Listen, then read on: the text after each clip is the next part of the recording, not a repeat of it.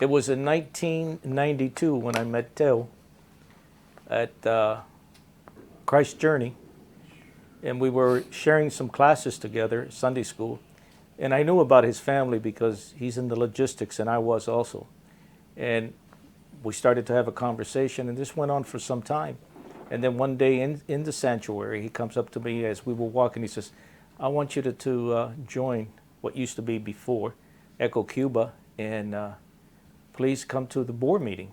And that was like a shocker to me. You know, I knew of Teo, I knew of what his family and his father had done, but I had no idea that he was a Christian brother until we met at the church. And it's been since 1992. It's been a great journey, great experience of the growth that they have had up to now. Very good. Howard, talk a little bit about your role and your involvement with Outreach Aid to the Americas.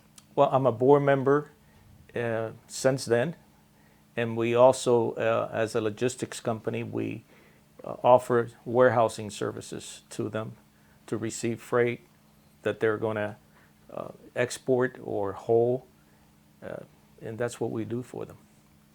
Excellent. How would you describe the vision or the mission or the heartbeat of OAA? Well, I think that the vision that they have is to carry the gospel to the worlds, to the Americas that they serve. And the mission is to carry out the evangelistic work that they do within the organization. The heartbeat, they never stop. They always go out and seek ways of helping countries that are in need, government levels, and it's a fascinating ministry that you can see that they're at work all the time. Nothing stops them. Very good. So how is the Lord using this ministry to share the gospel? Talk about evangelism, the opportunities to hear about Jesus.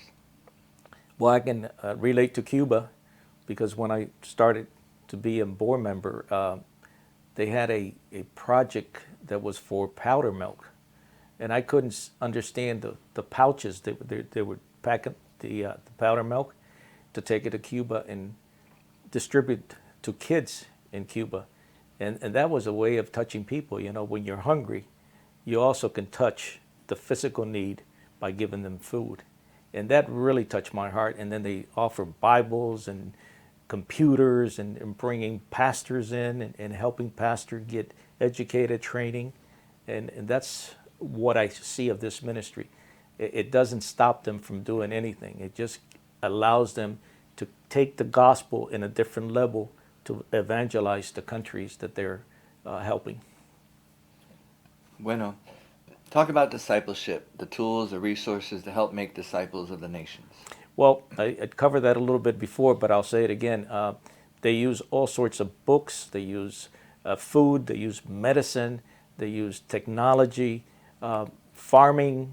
They help people farm, and they give them money so they can farm and produce for their families. They also, I think there was a project that they have also that it really touched my heart. Is I think it was something in the fishery. So they have touched the lives of people by taking the ministry, by taking evangelism to them, not in the form that everybody uses them or knows them, but they give the need what they need, the tools to work with. Bueno.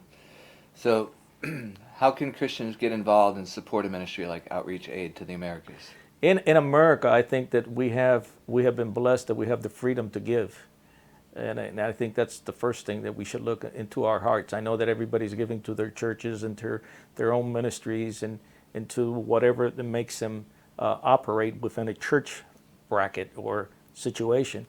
But we have to sometimes reach into our pockets and donate gift offerings to OAA to allow them to continue working in the fields that they do. And you also can donate your time. They have a lot of projects that are going on, and I think all of us they have some gifts. We have gifts. So if we take our gifts that we know that we have and donate some of that time to the ministry, it will also help them. Very good. Talk about prayer support. talk about? Prayer support. Prayer support. I think that this ministry has a unique system, you might call it. If I am not mistaken, every morning they have prayer and they gather together as a staff. I have passed by several times and find that the prayer system that they have implemented within the ministry is very challenging, because I think that no Christian can live without prayer. We cannot direct anything that we do within our own life if we don't submit to prayer. Very good. Why do you do what you do? Well, it's funny that you would ask that question. All my life I was in logistics. I'm not a young man, but nor old man. But several years ago, about 8 years ago, I was sitting in a church, and one of the preachers came up to me and said, you know, you're wasting your time. You have a calling and that you have to fulfill. And I looked at him and I said, you know, he's right, because when I was a young man, my grandfather in Cuba wanted me to be a preacher. He wanted me to be a carrier of God's word. And I did start theology, but I never continued it. I went into other fields. And I remember that. And I went back home and I started thinking about it. And from that day on, I could not live easy with my thoughts and what I was doing in life. And I started, and we opened up a little church in Alapata. It went from a 17-member church, now it's about 65.